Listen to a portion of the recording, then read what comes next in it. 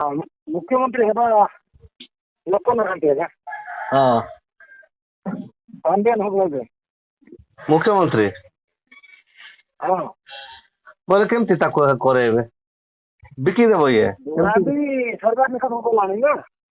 ହଁ ଯେ ପାଣ୍ଡିଆନକୁ ଲେଖିଦେବ କି ଏଇଟା କଣ ଇଏ ଜମି କି ତାର ଲେଖିକି ଦେବ। ସେ ପାଣ୍ଡିଆନ ବି ତ କୋର୍ଟ ବୋଲି ଠିଆ ହେବାର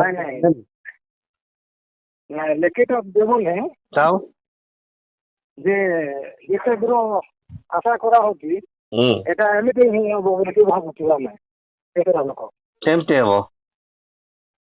ମୁଖ୍ୟମନ୍ତ୍ରୀ ଚଳେଇଲା ଭଳିଆ ସିଏ ମୁଖ୍ୟମନ୍ତ୍ରୀ ହେଇକି ଚଳେଇବ ନା।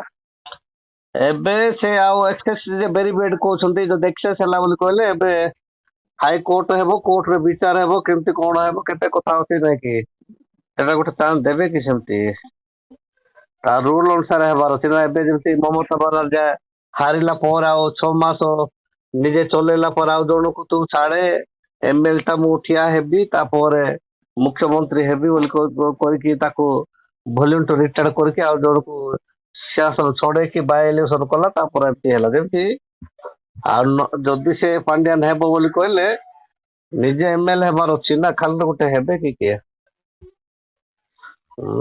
ନାଇଁ ସେମିତି ହବ। ମୁଁ ଯେତେ ଦୂର ଆଶା କରୁଛି ମାନେ ସିଏ କୋର୍ଟ ହେଲେ ବି ଷ୍ଟାଣ୍ଡ କରିଯିବ ବାଇ ଇଲେକ୍ସନ ହବ। ହଉ ଷ୍ଟାର୍ଟ କରନ୍ତୁ କଣ କରନ୍ତୁ ଆମର କଣ ଅଛି। ଟଙ୍କା ତ ଅଛି ଆଜ୍ଞା ଟଙ୍କା ସେମିତି ହଉଛନ୍ତି ନା।